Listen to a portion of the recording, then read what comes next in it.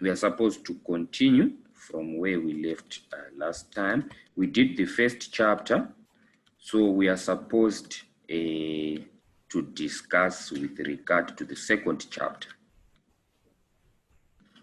Yes.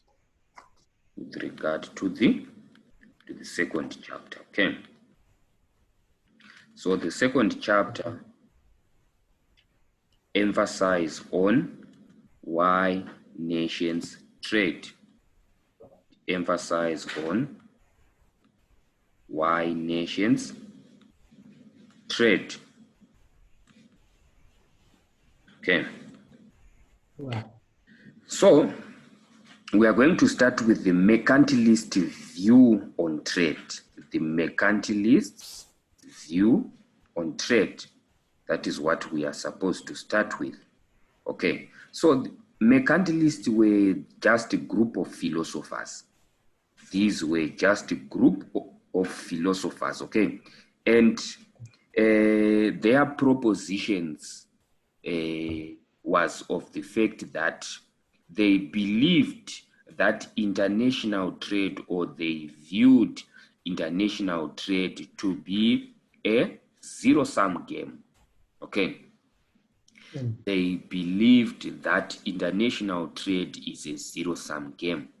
So, being a zero-sum game, what does it mean? It means that international trade, the basis of international trade is hinged upon the fact that when one nation gains, it gains at the expense of the other. Okay. When one nation gains from trade, the other nation loses. It's just like a football match.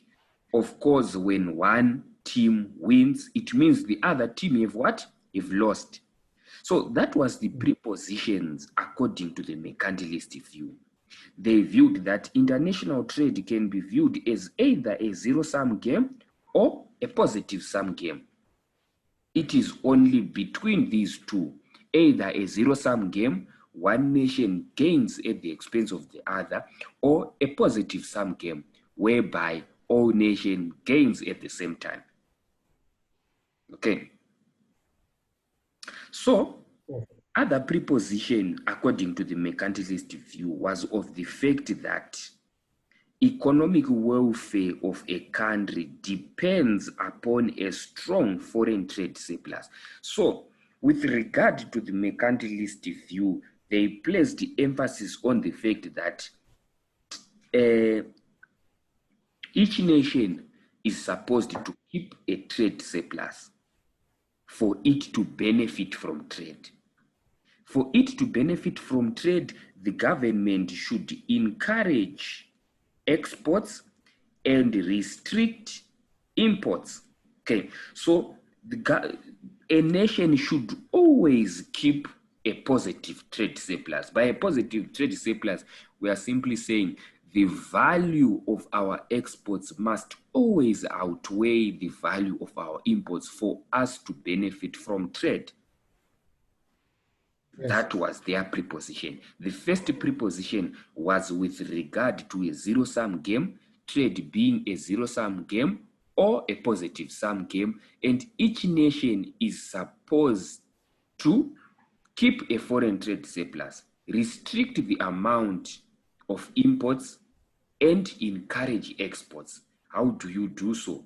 Make use of the tools such as the tariffs, make use of the tools such as the quotas, and other commercial policies that restrict the level of imports so that you always keep a trade surplus, okay?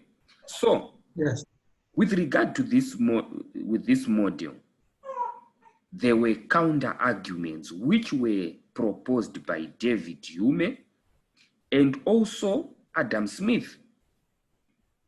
These were counter arguments.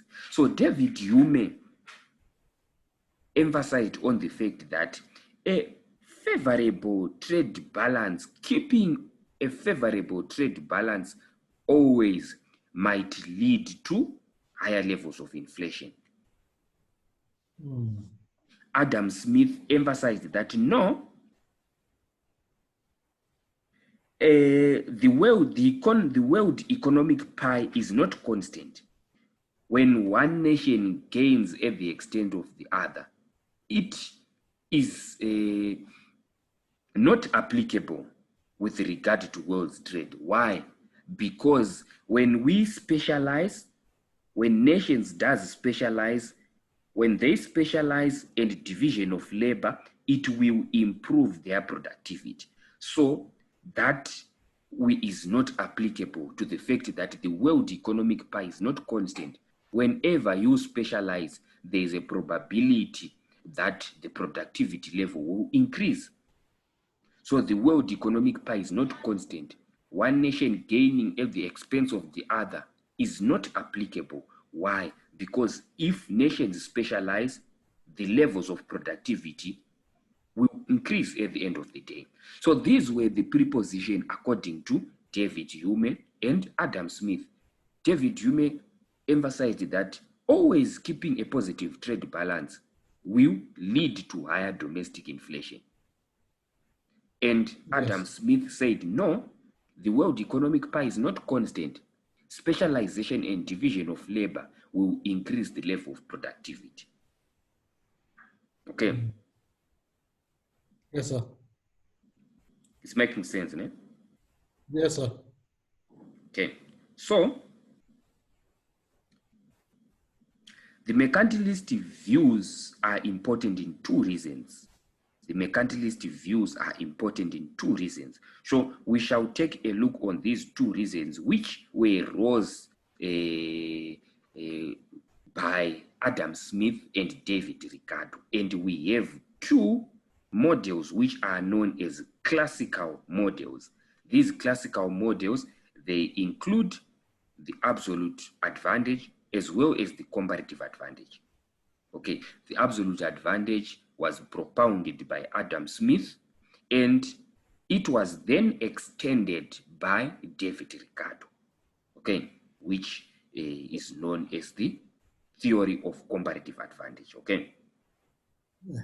So now we want to take a look on these two models, the theory of absolute advantage as well as the theory of comparative advantage, okay? So with regard to the theory of absolute advantage, it simply states that absolute advantage occurs when we have a nation which uses its resources most efficiently compared to the other nation or compared to its trading partners. So we are simply saying that if we have two nations, let's say South Africa and Botswana, we have one nation which is most efficient in the production of a good. Let's say these goods, we can give them names. Let's say it's cotton and let's say we have cotton and leather. Okay, we are simply saying that we have two nations. One nation have an absolute advantage in the production of one good compared to the other. So we have some assumptions according to this model. There are some assumptions. These are the assumptions. Producers and consumers display rational behavior. We have two countries, two commodities. So by being rational behavior, we're simply saying a rational producer or a rational consumer is whereby, let's say if it is a rational producer will always want to produce more compared to less. A rational producer will always want to keep his or her costs as low as possible. And then a rational consumer will always want to consume more, okay, compared to less. So that's being rational, just being rational. And there are two countries and two commodities. So I have given you an example of, say, South Africa and Botswana. Those are two countries. And then I've said cotton and leather. Those are also two commodities. What's laissez-faire? The what? Laissez-faire. Laissez-faire. Okay, by laissez-faire, we are simply saying that An economic system in which transactions between private parties are free from government interference, such as regulations. such as Oh, so regulations. Yes, they are free to make so their own the decisions. government does not interfere in the business, the transaction. Yes, the government, there is no direct interference of the government. Okay. So we are saying that Okay. at the end of the day, you are free to make your own decisions with no government infiltration. Okay. Okay.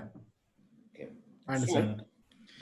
full employment, we are simply saying that you are using all of the available resources, There are no resources that are lying idle. Labor is the only factor of production. We have fixed endowment of resources. Perfect competition exists.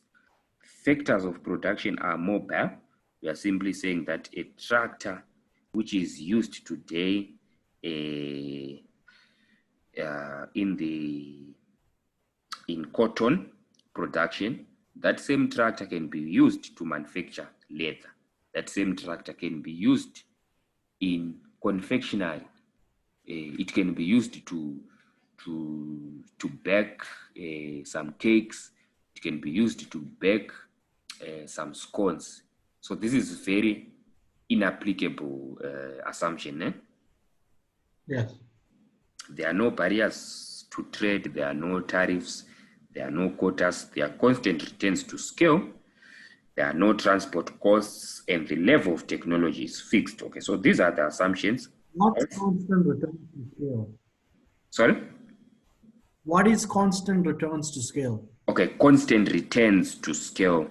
We are simply saying that if you increase your factor inputs by 10%, if you increase your factor inputs by 10%, the result or the productivity will only increase by the same magnitude, by 10%. Oh, okay. So we have, Okay, those are known as constant returns to scale. We have increasing returns to scale. We also have decreasing returns to scale. But constant returns to scale, if you increase your factor inputs by 10%, your productivity will also increase by the same proportionate magnitude, okay? Okay, thank you. So now we want to take a look on the theory itself. What does the theory say? Okay, what does the theory say? Okay, so according to the theory of absolute advantage, let's consider an example. Okay, let's consider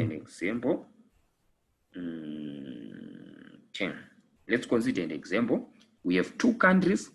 So most times I don't like to use this country X, country Y, could A, could B.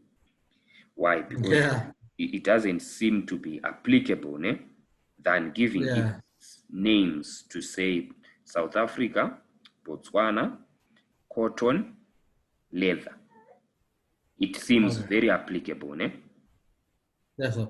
It seems very applicable. Okay, so let's now illustrate. We want now to illustrate the theory of absolute advantage. So I'll not use this example because I want to use examples which are applicable on real world scenarios, okay? So let's say we have cotton, we have leather, okay?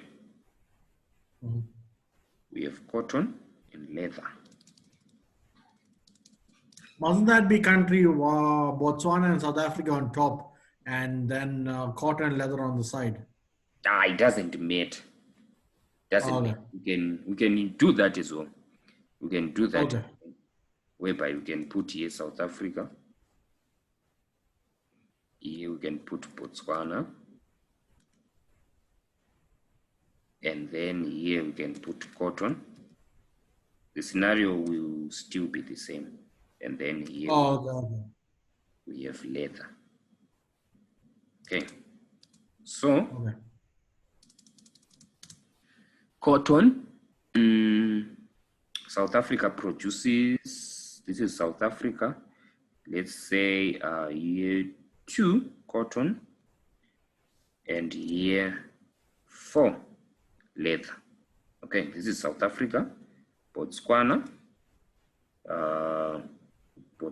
let's say 6, and then 2 here. Okay, so according to the theory of absolute advantage, it states, so these are two nations, né? These are two nations producing two products. Okay, according to the theory of absolute advantage, it states that there is a nation which is more efficient in the production of a good. By being more efficient, we are simply saying that these nations, they have the same resource entitlements. They have the same resource endowments, okay? They have the same quality of resources. They have the same quantity of resources, okay? If they do have the same quality of resources and the same quantity of resources, we are simply saying that South Africa, it produces 2 cotton and 4 leather. Botswana produces 6 cotton and 2 leather. Okay, so you can see that South Africa, in terms of cotton, it produces 2. Okay, it produces less compared to Botswana. Botswana produces more. Okay. So Botswana has a absolute advantage in the production of cotton. So Botswana has an absolute advantage in the production of cotton. And South Africa has an absolute advantage in the production of leather. And South Africa has an absolute advantage in the production of leather. Okay.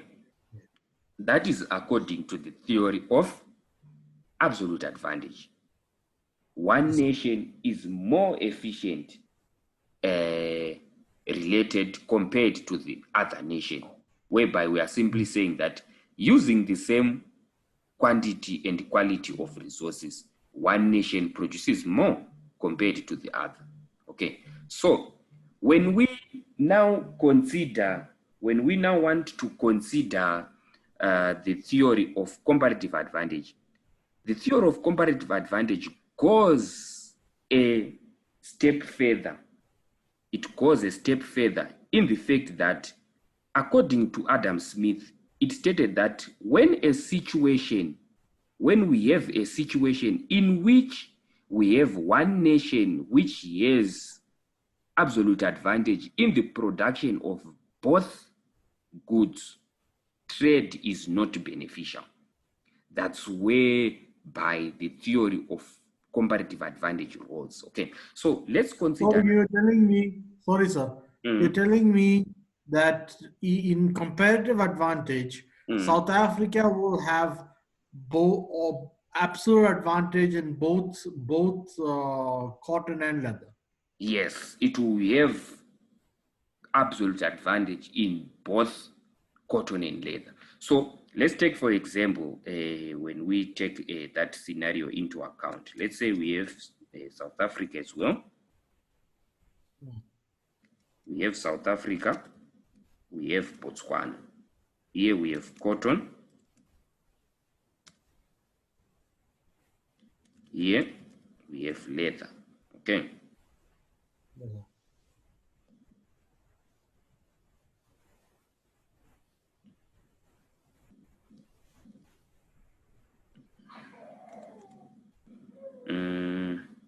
Let's say now South Africa is 12 here now. It's 12 and 4 here. 4, 8, 12. No, let's say it has 16. It has 16 here. There's 6. Here there's 2. Okay.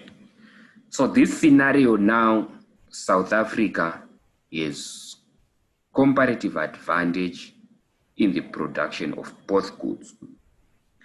And On this analysis, Adam Smith emphasized that trade is not beneficial. Okay, but an extension, which was the theory of comparative advantage, said no, trade is still beneficial even if we have one nation which has absolute advantage in the production of both goods. Okay, it considers now the theory of opportunity cost. It considers the theory of opportunity cost. Okay, so what we can simply do so that the numbers won't be confusing, we simply divide them. We simply divide them so that each can be in unit terms. Okay, so if we divide here by 4, it becomes 1. Yeah. I'll choose a different color here. Okay, if we divide here by 4, it becomes 1. If we divide here by 4, it becomes 4. Okay. Yeah. If we do the same here, if we divide by 2 here, so that it becomes 1, and if we do the same here by 2, so that it becomes 3. Okay, so when we are using these numbers now, it's easy to compare compared to using these numbers. Okay, so that's what you simply do. You simply place one of the good in unit terms. You simply place one of the good in unit terms. Okay, so for now you can see that South Africa, it sacrifices 1 leather and produces 4 cotton. We are now using the word sacrifice. Why? Because we want to employ the theory of opportunity cost.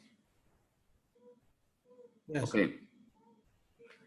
Botswana sacrifices 1 leather and it produces 3 cotton. Okay. Okay, so South Africa has a comparative advantage in the production of cotton. Why?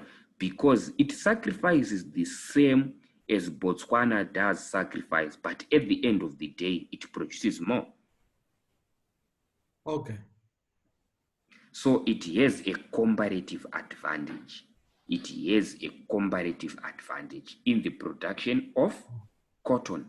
The same here, Botswana sacrifices 3 cotton and produces 1.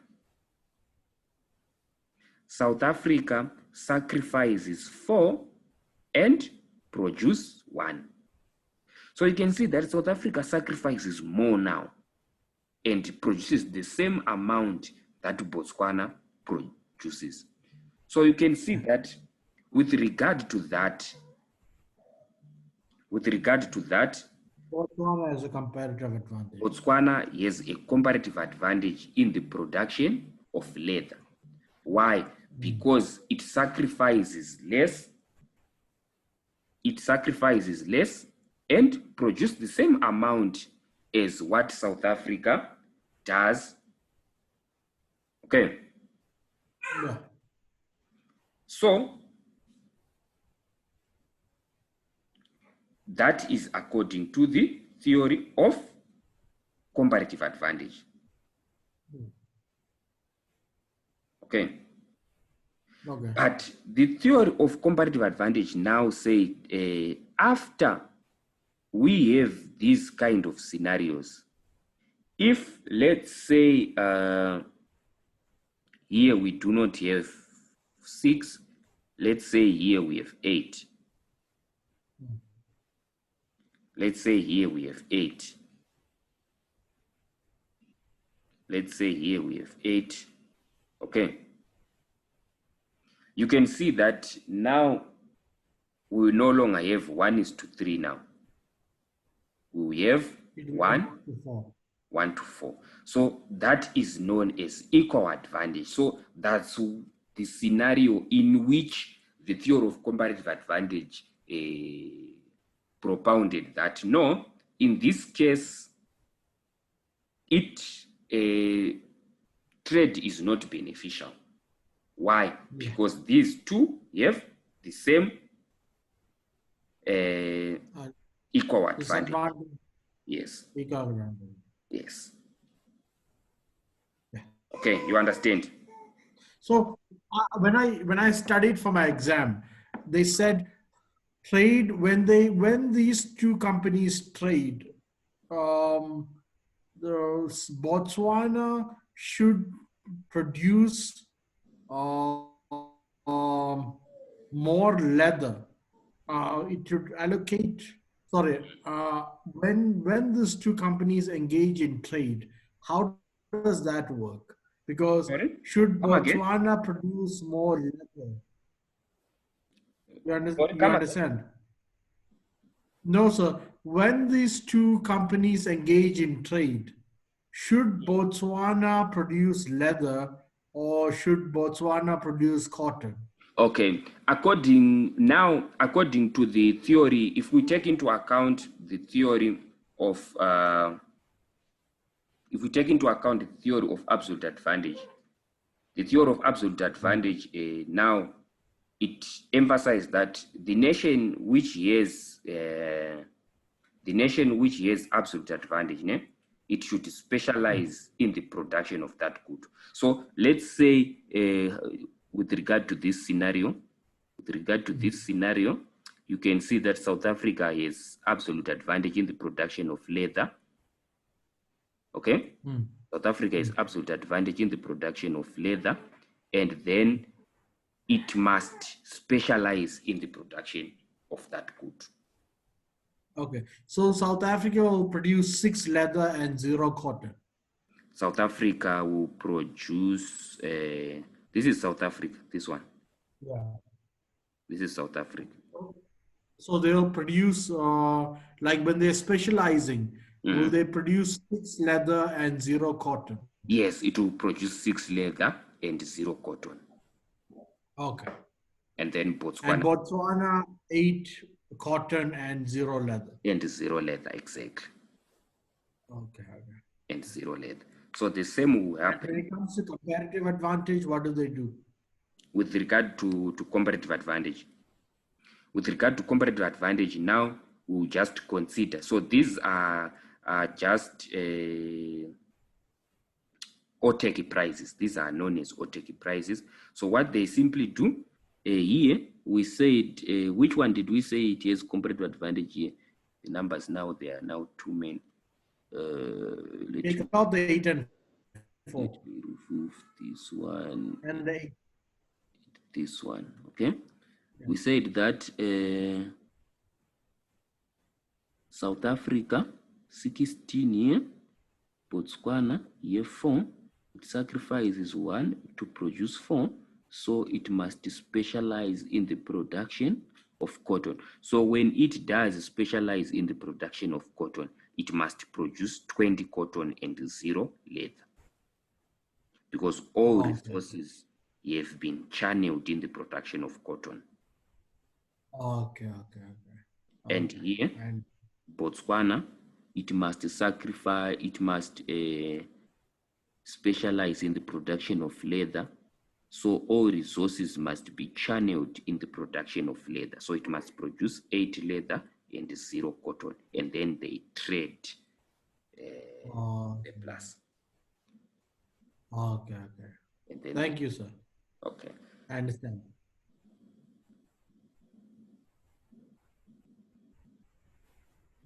Because that is what they were, the first question in the exam last month was about how they're going to trade. And I got really confused with that. Okay. But it's now clear, no? Yeah, it's clear. Okay.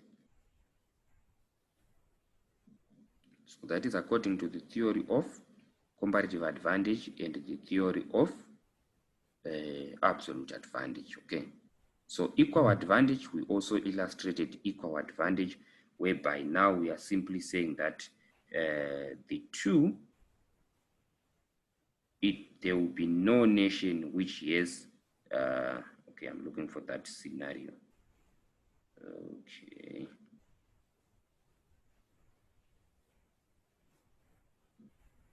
I'm looking for that scenario. Okay, 2A, 3A. Okay, it's fine.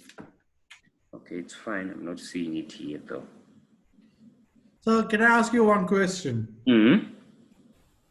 Yes. What does it mean when they say gains from trade? When they mean gains from trade. Okay, so when they mean gains from trade, we illustrate that on a diagram as well. We are saying that before trade, what was the amount of consumption and production? Okay, before trade and after trade, we just want to compare a scenario before trade and a scenario after trade. Okay. We just want to compare a scenario before trade and a scenario after trade.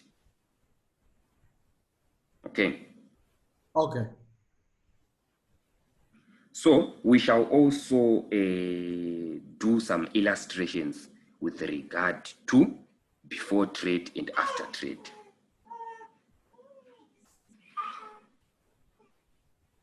Okay. Okay. Okay. So now we want to take a look on the production possibility frontier under constant costs. Under constant costs. Okay. Okay. Okay. So the production possibility frontier under constant cost. So now we are now saying that when we want to regard constant costs, at first, what do we mean by constant cost? By constant cost, we simply mean that, let's say you are producing two goods. You are producing cotton and leather. Okay. You are producing cotton and leather. We are simply saying that under constant costs,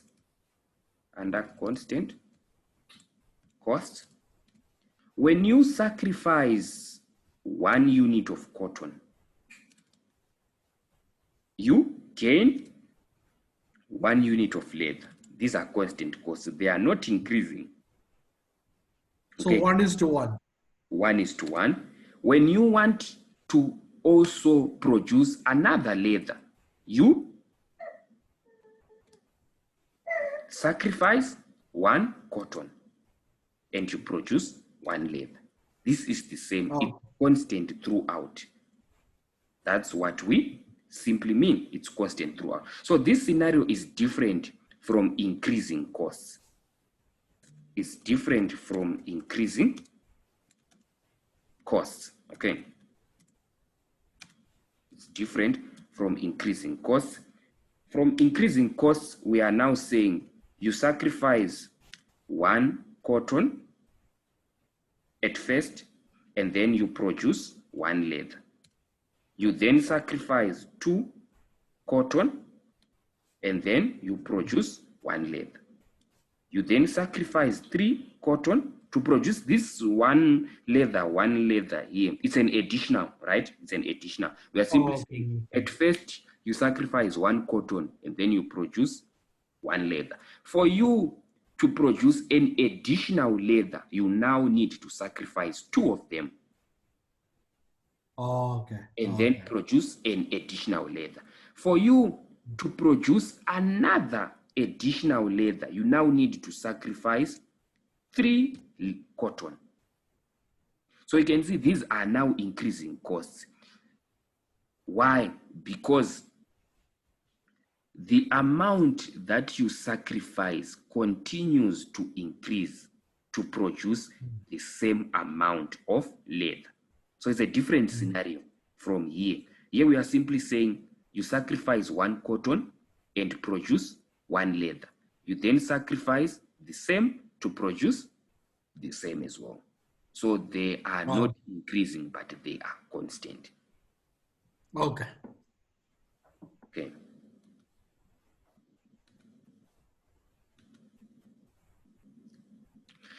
Okay, so now considering a production possibility frontier, we now want to consider a PPF, just like the production possibility frontier that you did, or the PPC that you did in ECS 1501. ECS 1501. I can't remember, it was a long time ago. Yes, a very long time ago. So now, if you take into account a PPC which shows constant costs, a PPC which shows constant costs is like this.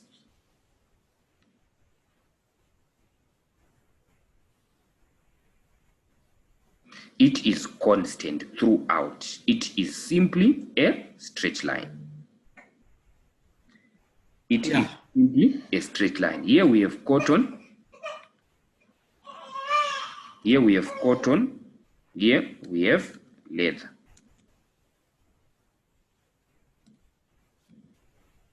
Here we have cotton. Here we have leather. Okay. So we are simply saying that the PPC is constant. The PPC is constant. So now we will consider two PPCs, because this is international trade.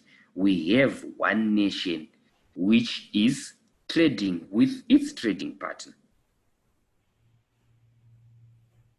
Okay, so we have to consider two PPCs, but they are constant. It is a straight line. Why? Because these are constant costs. So this could be South Africa. We can illustrate here that this is South Africa. This is Botswana. Okay. Yeah.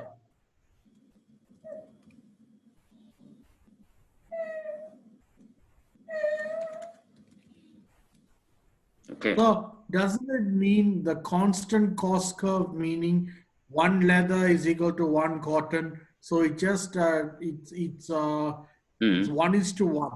1:1, right? It could be 1:1. It could be 10:10.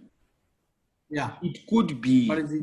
2:1, but that 2:1 has to be constant throughout. Oh, Does okay. not change. It could be 2:1, it could be 1:2, but if we have a single number, it does not change. If it's 2 cotton to 1 leather, it must continue to be 2 cotton, 1 leather. It must continue to be the same. So it will not change. You will see, I think you have noticed how it does differ from a increasing cost. Increasing cost, the numbers were changing, né? But here it does not change. Yeah. So if you also take a look on this, if you also take a look here, you can simply see that from 120, from this point to this point, né? From 120 to 100, we have sacrificed how many? 20. 20, and we have gained 30. We have gained 30. Here we have sacrificed how many? 20. 20, and we have gained how many? 30. 30. So you can see it's similar. Here we have sacrificed how many? 20. 20, and here we have gained how many? 20. I mean 30. So it's similar. It's constant. It does not change. So it doesn't matter that it's 1:1 or 1:2, as long as it has to be the same throughout. Yes, I understand. Okay, so this is the same scenario on this side as well. Okay. This is the same scenario on this side. Okay, okay, so on this side, you can see if we consider this straight line, no, I'm using a wrong. Where did my Using the wrong diagram go? page up. Page up. Okay, here it is. Okay, so if you also consider here, you can see how many sacrificed here is 20, Yeah. and how many Yeah. did it gained? It gained 10. Here we have a small 10 here. Yeah. And here it sacrificed how many? 20. Here we have a small 30 here. It has also Yeah. gained 10. Okay. So So that is what it means by a constant cost yes, curve. that's what it means by constant costs. Cost. So we have Okay. illustrated constant costs now. But that is not where we have to end. We have to take a look on trade. Here we have simply considered the PPC for United States and the PPC for United Kingdom. We have not considered trade so far. So this is where you start. This is where you start. You have to start whereby you have only considered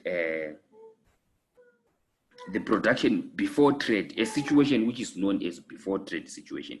That's where you start, okay? So let's go further now. So if we consider those graphs, we have this one, here only we have USA and UK. It's just some examples similar to Botswana and South Africa, okay? And if we consider a constant cost, the PPC have to be a straight line, just like what we have here. And here it also have to be a straight line, okay? So now this is a situation in which if we only consider the first nation, so you start with a no trade position. If we consider the first nation here, this nation is producing at this point. It is producing at this point. A. Can you see that? At point A. Yes, it is producing at point A before Okay. trade. So always when you consider these models, start at a before trade position. Okay. Start at a before trade position. Okay. Yes. At this point, this is the point whereby we are saying that USA is producing 60, so this point is in line with the 60 cloth and 60 wheat. Okay. 90 wheat. And 90 wheat, yes. 60 wheat and 90 wheat before trade. Okay. So, and then if we consider the theory of absolute advantage or even the theory of comparative advantage, and we say that USA has a comparative advantage in the production of wheat. So if it has a comparative advantage in the production of wheat, what is supposed to happen? It must move away from point A and start producing at point B. This is known as complete specialization. This is known as complete specialization. Okay. Complete specialization, it is now only producing wheat, and it is producing 180 wheat. We shall also consider situations which is known as incomplete specialization. Okay, so it is now producing at point B. After it is, so, okay, let's consider the other nation as well before we consider trade now. So the other nation is producing at point A prime or A1. It has a small superscript here. So it is producing at this point, at this point, it is producing 40 to 40. Okay. And then if US specialize in the production of wheat, UK is going to specialize in the production of the other good, right? Yes, sir. And it will move from this point to B prime. Okay, it will move from this point. So it is now producing 20 cloth, okay, and 0 wheat. Okay, and Yes, sir. 0 wheat. Okay, so I'm going to remove those illustrations there. Okay, so after that, after these nations have decided to specialize, they have to agree on what are known as terms of trade. They have to agree on terms of trade. What is the ratio they must trade on? Terms of trade. Okay, so the terms of trade, they have to agree. So the terms of trade, they will now trade 60 cloth equal to 60 wheat. Okay, so remember, by 60 cloth to 60 wheat, we are simply saying that when one nation exports 60 cloth, in return, it has to gain 60 wheat. You understand, yeah? Yes, sir. Okay. Is it 60? Let me check here if it's Isn't it 70 70. to Yes, it's 70. The terms of trade is 70, 70.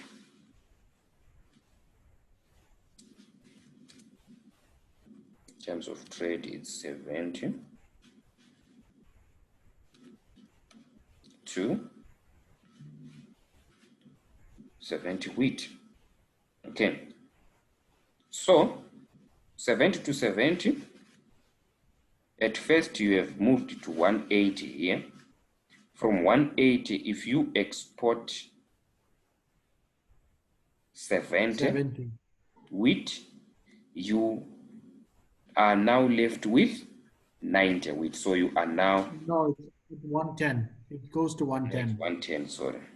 It's 110 Okay. exactly. 180 minus 70, it's 110, yes. Okay, so you are now at this point at 110. Okay, you have exported 70. Okay, so Yeah. the amount of your wheat is supposed to decrease. After the amount of wheat is supposed to decrease, you are supposed to gain another 70. Okay, remember here you were on 0, so this is supposed Yeah. to increase. This is supposed to increase. And if we combine, okay, if we combine these two, if we combine these two lines, if we draw a straight line here, if we draw a straight line, we are at this point. If we draw a straight line here and a straight line from here,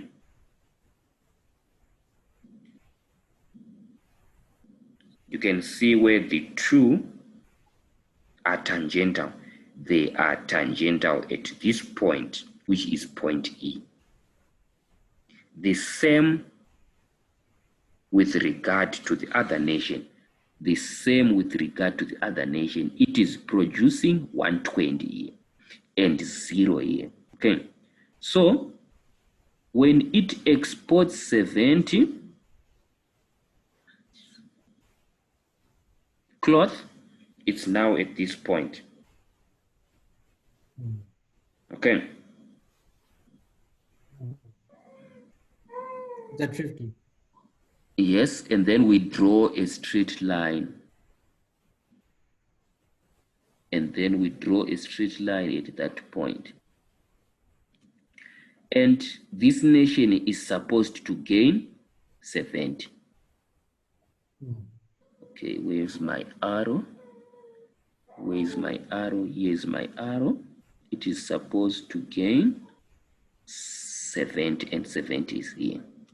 And then from there, we are supposed to draw a straight line from 70.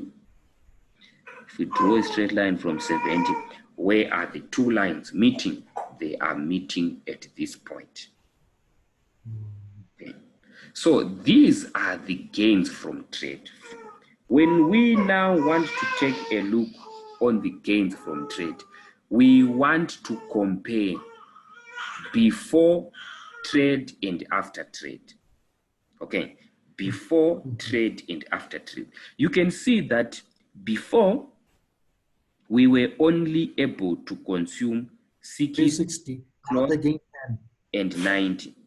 After trade, we are now able to consume more. Yeah. We are now able to consume more. The same as here, we were only able to. So this point A prime and point A, it is both a point of consumption and a point of production. Why consumption and production? Because before trade, we could only consume what we can produce. But after trade, this is now the point of consumption, and this is now the point of production. So you can see the gains from trade is of the fact that we are now able to consume outside the PPC. Okay, so when we say how much did the country gain from trade, we must say US gained 10 cloth and 20 wheat. Exact. And 20. That's the gain from trade. That is the gains from trade.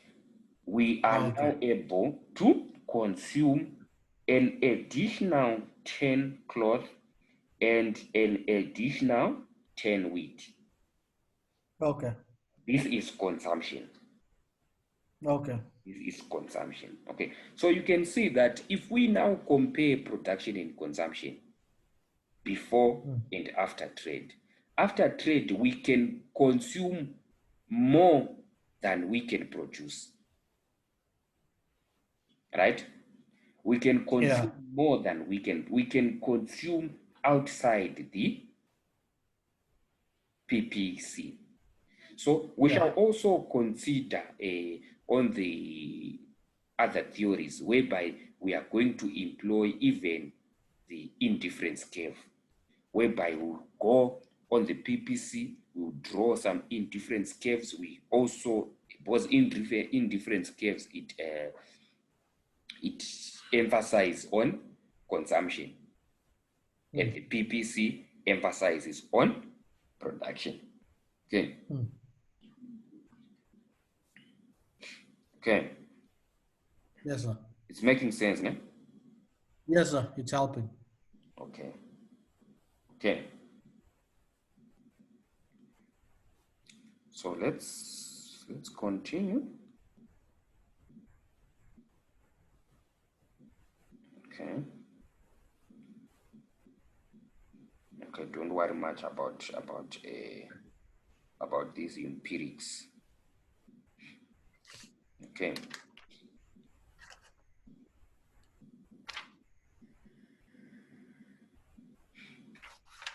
Okay. Okay, it's fine. Don't worry much about these empirics. Criticisms of the classical theory.